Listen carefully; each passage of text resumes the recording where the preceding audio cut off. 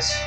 Haleluya. Nimemwambia Jumatatu, mwanangu, naenda kusaini mkataba. Hakuna giza, hakuna chochote. Vyote vilivyoliwa na hao palale, Bwana ataenda kusawazisha. Mahali palipo parusa atasawazisha. Mahali palipo na mlima, kuna watu wanapanda hawawezi kufikia mahali, leo utafikia kwa jina la Yesu. Haleluya.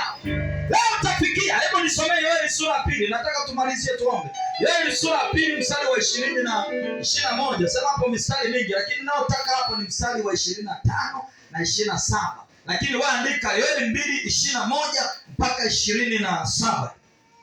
Haleluya. Ewe nchi usiogope. Ndio. Ewe nchi usifanye nini? Usiogope. Mwambie mwenzio usiogope. Hawajamtikisa mwenzio. Mwambie mwenzio usiogope.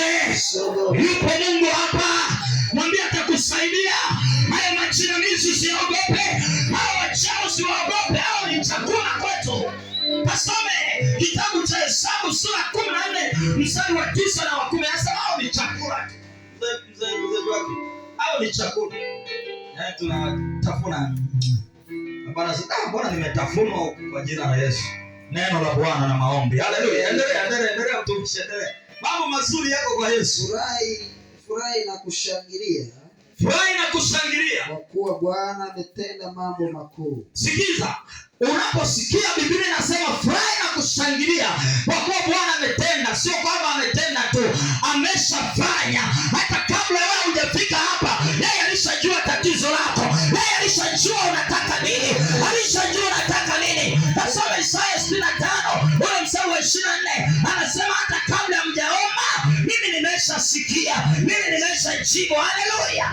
Ninaona watu hapa Mungu ameshatenda tayari. Wengine walikuwa wasaibu tayari, naona Mungu tena. Kuishiwa damu hakutakuwepo.